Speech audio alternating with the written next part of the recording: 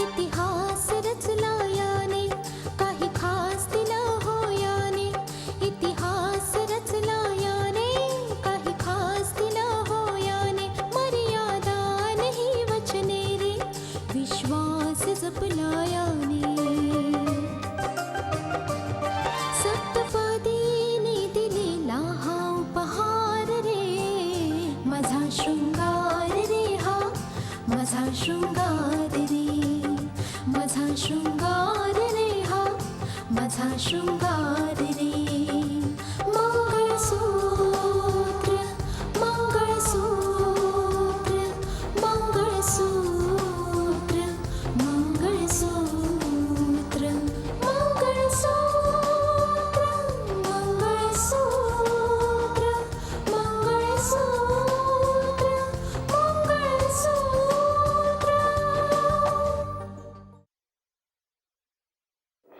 तुम्ही दोघं तुमचा उच्चारलेला प्रत्येक शब्द लक्षात ठेवा. सूर्या काका, मी माझ्या अपमानाच्या मुद्दलाला व्याजासहित परत करायला येईन बघा. तू एक काम कर, तू त्वरित गावी जाऊन व्यायजींना समजाव. तू म्हणशील तर मी पण येतो. कमालाची काय की पहा, माझा हा काही निरुपाय वगैरे तर काही नाही आहे की मला हे घर विकायलाच हवं.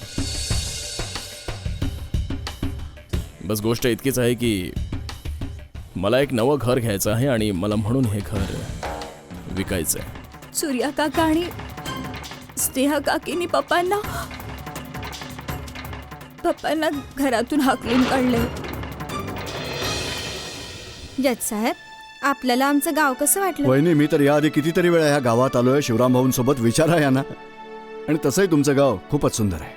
तरी पण आमच्या गावात शहरासारख्या सोयी नाहीयेत म्हणून नाही तुम्हाला नाही नाही, मला कोणताही त्रास नाहीये. हे बघा, सोयी असोत वा नसोत, गाव हे गाव असतं. शिवाय मी एक गोष्ट तुम्हाला सांगतो की शहरात वकिली शिकायला जाण्यापूर्वी मी देखील गावातच राहायचो. आणि आता तर खूप चांगली गोष्ट आहे, सरकारने प्रत्येक गावातल्या सोयी वाढवल्यात, प्रत्येक गावात मुलांच्या शिक्षणासाठी शाळा उभारल्या. चांगलीच गोष्ट आहे. जर तुम्हाला इथे चांगलं वाटत असेल तर तुम्ही इथेच राहा ना. हो भाऊसाहेब, रिटायरमेंटचा काळ इथेच घालवा ना तुम्ही. बघा ना, असं म्हणतात ना की हिंदुस्तान जो आहे तो गावातच राहतो. ही म्हण अगदी योग्यच आहे.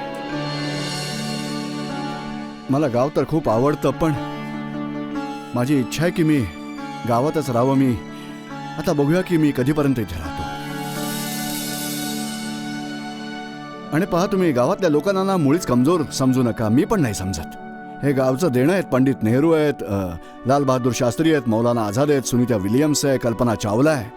ही सगळी मंडळी गावाचीच देणगी आहे. हो, म्हणूनच तर आम्हाला नेहमी आमच्या गावाचा अभिमान वाटतो. हो, बिलकुल बिलकुल. मला देखील गावाचा आणि गाववाल्यांचा अभिमान वाटतो नेहमीच. हो, इथे वृक्षांतून मानवतेची हवा वाहत असते.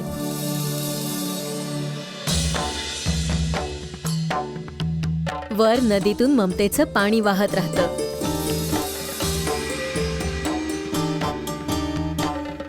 तशी गावाच्या तुलनेत शहरांमध्ये ह्या गोष्टींची कमतरताच आहे. हो पप्पा.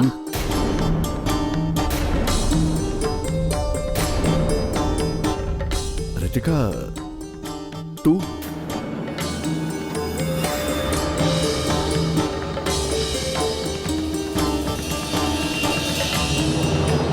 मानलं पप्पा, मानलं की तिथले लोक स्वार्थी आहेत, तिरस्काराने भरलेले आहेत.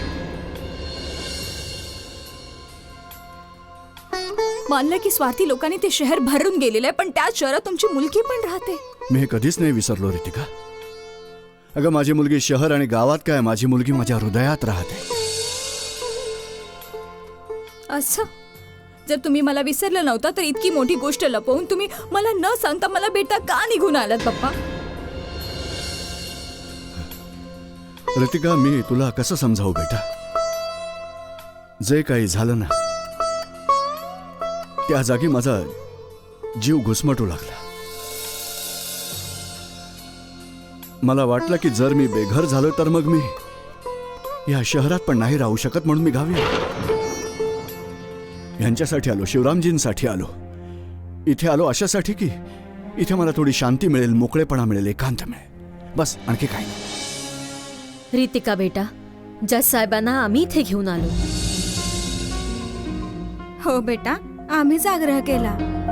आंटी, माझी तुमच्याशी तक्रार नाही आहे. माझी तर तक्रार आहे माझ्या पप्पांशी आहे. आज मला माझ्या पप्पांनी मला पर्क करून टाकलं.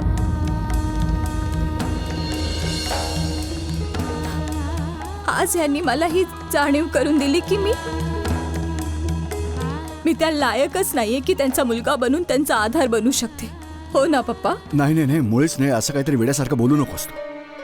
मी कधी मुलगा आणि मुलगी ह्यात फरक नाही केला. आणि तो भगवंत जाणतो की जितकं मी रोहितवरती प्रेम केलंय त्याहून जास्त मी तुझ्यावरती प्रेम केलंय. जितका मला त्याचा गर्व वाटला त्याहूनही जास्त मला तुझा गर्व वाटलाय नेहमीच. मग का नाही सांगितलं पप्पा तुम्ही मला?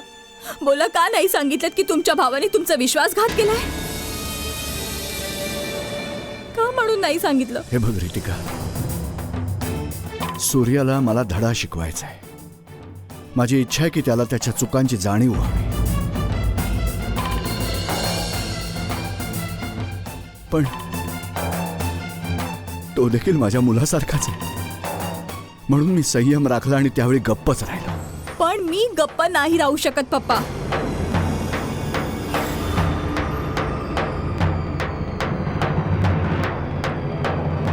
कोणती मुलगी कशी गप्प बसू शकेल जिच्या पप्पांच्या बाबतीत हे सर्व काही घडलं? तुम्हाला भर चौकात आणून उभं केलं, रस्त्यावर आणून उभं केलं. मी काकाला कधी माफ नाही करू शकणार.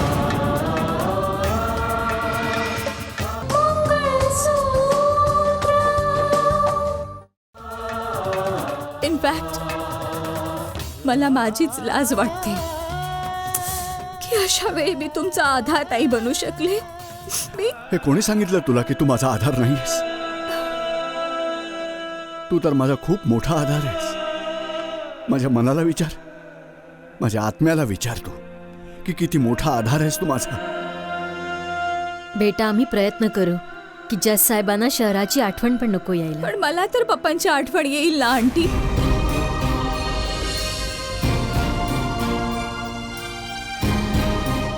नाही, तुम्ही माझ्यासोबत चला पप्पा. कुठे?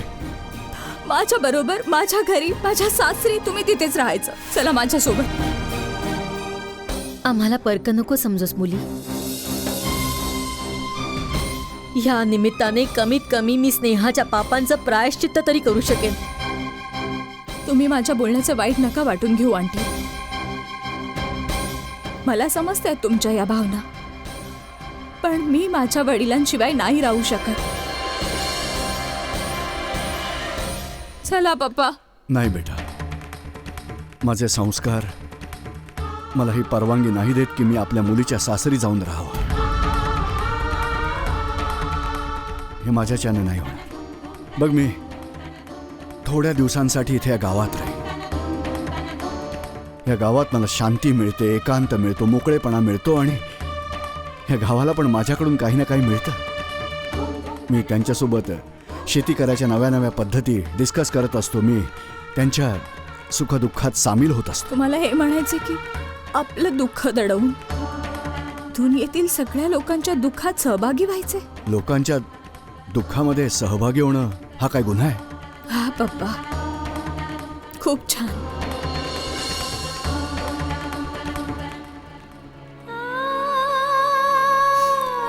आज मला अभिमान वाटतो की मी तुमची मुलगी आहे.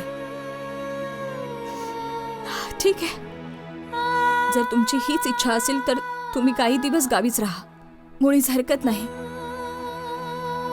पण मला तुम्ही रोखू नका. हे बघ रितिका, तू सूर्याला काही बोलू नकोस प्लीज. पण का बोलू नको पप्पा? बोला, का नको? आज तुम्ही मला काही सांगू नका आणि मी तुमची कोणती गोष्ट ऐकून घेणार नाही. तुमच्या बाबतीत इतकी मोठी घटना घडून गेली, बेईमानी केली काकाने. तुम्ही मला एका शब्दाने कळवलं नाही. मी बोलली तुम्हाला नाही ना? तुम्ही इथे येऊन, तुमची मुलगी असतानाही इथे येऊन राहायचा निर्णय घेतला. मी काही बोलले का तुम्हाला? नाही पप्पा, पण आज नाही. आज मी तुमची कोणती गोष्ट ऐकून नाही घेणार.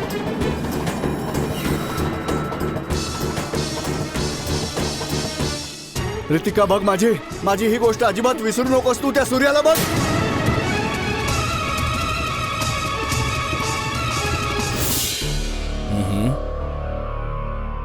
पहा, प्रॉपर्टी विकायची आहे, पण इतकी अर्जन्सी नाही आहे की तिला अर्ध्या पाऊंड किमतीत मी विकावी. It is a prime property. तुम्हाला तर ठाऊकच असणार. हे पहा, माझी एक ऑफर आहे. जर तुम्ही ठीक अशी भेट घेऊन येऊ शकलात तर आज संध्याकाळपर्यंत या. अदरवाईज नंतर मी माझी कमिटमेंट पूर्ण नाही करू शकणार. ते काय आहे की माझ्या आयुष्याचे काही नियम आहेत की प्रथम या आणि प्रथम मिळवा. समजलं? हां. ओके. काय म्हणाला तो? स्वतःला तो फार शहाणा समजत होता. उलट सुलट भाव बोलत होता. बघ, मी संध्याकाळपर्यंतची वेळ दिली आहे. आता दुपारीच धावत पळत येईल तो. वा सूर्या, क्या बात आहे. कितीची ऑफर दिली त्याने? माय डिअर, आपलं हे जे घर आहे ना, तो महाल नाही आहे. हा ताजमहाल आहे. प्राईम प्रॉपर्टी आहे ही. तू पाहशीलच. इतका पैसा मिळेल की त्याच्या ओझ्याखाली दाबून तुला थाप लागेल. तुला मला मारायचंय सूर्या? घाबरू नकोस, थट्टा करत होतो. जर मी तुला मारून टाकलं तर मग आपला वंश पुढे कसा वाढणार? हं? स्नेहा, एक वार नशिबाची वाट सापडू दे. सर्व काही ठीक होऊन जाईल.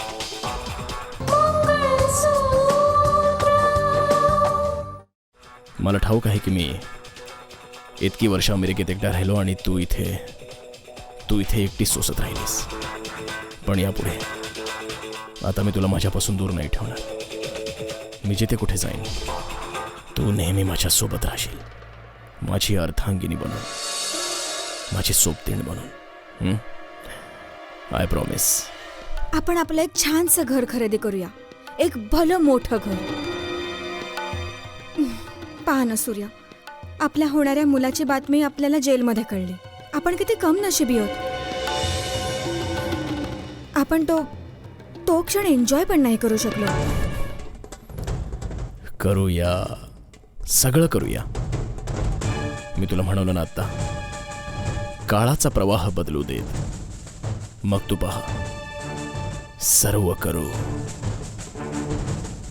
ते सर्व जे आपण आपल्यासाठी कधी नव्हतो करू शकलो. तू काळजी नको करूस. त्याच बिल्डरचा फोन आलाय, पाहिलंस? हॅलो. अरे, आत्ताच तर कुठे जेवण जेवलो आणि लगेच चहा आणि बिस्किट. पण आता पुरे करा ना. जेव्हापासून आलोय तुम्ही दोघी माझी सेवाच करताय. असं नका म्हणू भाऊसाहेब. नाही, खरंय, तुम्ही दोघी माझ्यामुळे अडकून पडताय. ज्याचा आहे अतिथी देवो भव. आपल्या देशामध्ये पाहुण्याला परमेश्वर मानलं जातं. हे बघा, तुम्ही जर मला पाहुणा समजत असाल ना, तर शिवरामजी यायच्या आधीच मी इथून निघून जाईल. मी पाहुणा नाहीये. मी तुमच्या परिवाराचा एक हिस्सा, एक सदस्य आहे. पण कोण म्हणतं की तुम्ही या घरचे पाहुणे आहात? दुसऱ्या सदस्यांप्रमाणे तुम्ही देखील आमच्या घरातले महत्वाचे सदस्य आहात. पण एक गोष्ट मी जाणू इच्छितो की जर मी तुमचा पाहुणा नाहीये तर माझ्या पाहुणचारासाठी अशा प्रकारची धावपळ का चालते घरामध्ये? पहा, माझी इच्छा आहे की तुमच्या घरी मी अगदी तुमच्यासारखंच राहावं. तुम्ही अगदी आमच्यासारखेच तर राहत आहात. तुमच्या येण्याने आमच्या दिनचर्येत कोणताच फरक नाही पडलाय. खरं तर माझी इच्छा आहे की तुमचं जे ध्यान आहे ते तुमच्या कामावर ठेवा. माझ्याकडे लक्ष देऊ नका. आम्ही सर्व आपापलं काम करतच आहोत. आता तुम्ही माझं म्हणणं ऐका. आता तुम्ही दोघींनी स्नेहाच्या बाबतीत विचार करायला हवा. स्नेहा? हो. काय विचार करायचा स्नेहाच्या बाबतीत? तिने तर विचारायची जागाच नाही सोडली. हे पहा, नात्यांमध्ये जर तर नसतं. नाती ही नातीच असतात. ती या घरची मुलगी आहे आणि सर्वात मुख्य गोष्ट तर ही आहे की ती आई होणार आहे.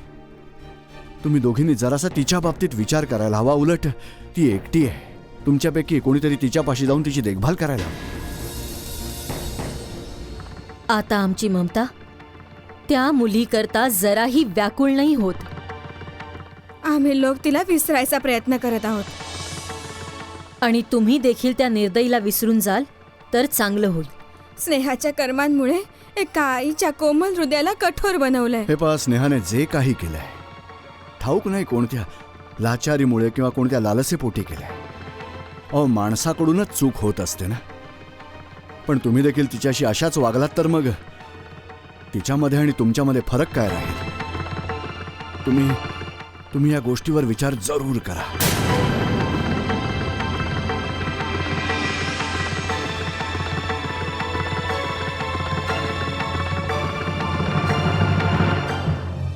नाही वकील साहेब, मी आणि माझ्या वडिलांनी नेहमी कायद्यावर विश्वास ठेवलाय.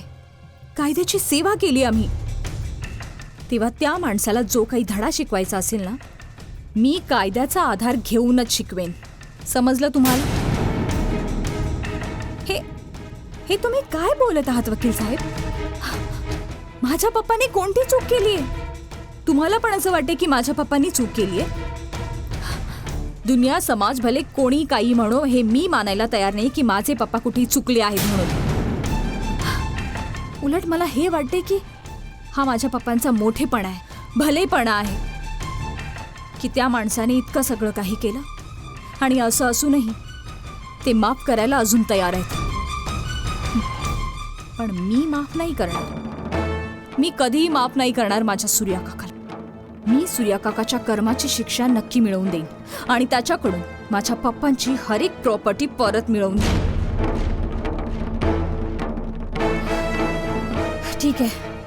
हो, आणि जर ह्या केसच्या संदर्भात आपल्याला काही प्रॉब्लेम असेल किंवा कन्फ्युजन असेल तर मला इमिजिएटली फोन करा.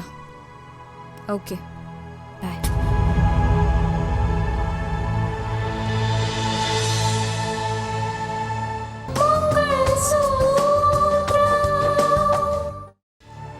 सूर्या काका, माझं मन इतकं मोठं नाही. हो, मी माझ्या पप्पांची मुलगी जरूर आहे, पण मी माझ्या पप्पांसारखी नाहीये की तुम्हाला कोणत्याही भावात माफ करेन. सोडणार नाही तुम्हाला.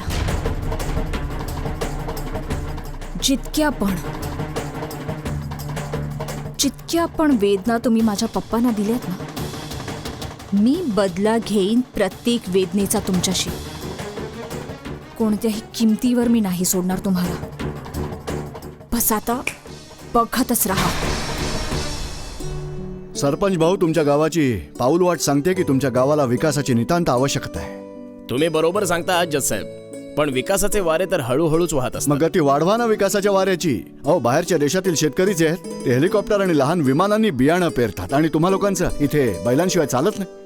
गावातली साधी सरळ माणसं शिक्षणाच्या अभावामुळे विकासाची गती साधण्यात अयशस्वी ठरतात. अयशस्वी सारखा कुठला शब्द नाही. शक्य किंवा अशक्य असतं आणि प्रत्येक अशक्य काम शक्य होऊच शकतं. कळलं तुम्हाला? वाचवा वाचवा साहेब. अरे. साहेब, मी वेडी नाहीये. हे मला मार. अरे थांबा. साहेब, हे हा? लोक काय झालं? हे लोक मला वेडी म्हणतात. नाही नाही पण नाही मी- नाही पण मी वेडी नाही. नाहीये. तू वेडी नाहीयेस. वेडी नाहीयेस तू. नाहीये. एक मिनिट. मारा हिला, मारा. हाकला हिला गावाबाहेर काढा. खबरदारीला हात लावला तर हा काय तमाशा लावला आहे रे? काही वेडी बाई आहे, गावातल्या मुलांना उचलून घेऊन जाते. साहेब, हिला तुम्ही आमच्या हवाली करा आता. आम्ही हिला गावाच्या बाहेर हाकलून देऊ. ही कोणी वेडी बिडी नाहीये. हिला तर बराच ताप आहे आणि तापामुळे हिचा मानसिक तोल झाला. आणि खबरदार, हिला कोणी मारलं तर चला टाका दगड टाका. हे बघा सरपंच, हिला एखाद्या डॉक्टरकडे घेऊन जा. तुमचं बरोबर आहे जज साहेब. मी हिला जिल्हा हॉस्पिटलला घेऊन जातो. जा जा, तुम्ही सगळे आपापल्या घरी जा. आणि चला. खबरदार, हिला हात लावाल तर. कमाल आहे. कशा प्रकारचा देश आहे आपला. अरे, एका बाईवर अशा प्रकारचा अत्याचार. केव्हा अक्कल येणार लोकांना. ये ये ये मला तुला काहीतरी दाखवायचंय. हे पहा. हा, हे पहा, हे पहा. ह्याला म्हणतात स्मार्टनेस आणि याला म्हणतात डोकं. आता तर आपण ह्या घरात 4-5 दिवसांचेच पाहुणे आहोत ना. बस. त्यानंतर या शहरापासून, इथल्या लोकांपासून हजारो किलोमीटर दूर निघून जाऊ आपल्या स्वप्नातील दुनियेमध्ये. पण या शहरापासून का? शहरापासून दूर अशासाठी प्रिय स्नेहा की जर आपण इथे राहिलो तर ही भाऊंच्या नावाची जी घंटी आहे ना ती आपल्या गळ्यात अडकून राहील. हो ना. आणि शिवाय त्यांची मुलगी कलेक्टर मॅडम ती पण टेन्शन राहील. समजलं. हे तू अगदी बरोबर बोललास. अगं मी एका बिल्डरशी बोलणं केलंय. तो आता नवे बंगले बनवतोय. बिल्डरला मी हे पैसे देईन ऍडव्हान्स. बंगला तयार झाला की बाकीचे पैसे द्यायचे आणि मग मी आणि तू. सूर्या सूर्या सूर्या सूर्या रे सूर्या सूर्या सूर्या बस.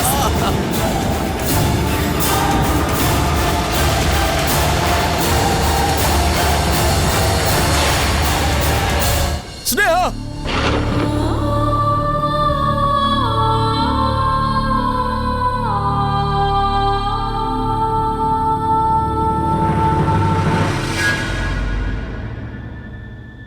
कच्च्या धाग्याने गुंफला हा संसार रे, पतीचे प्रेम रे, जीवन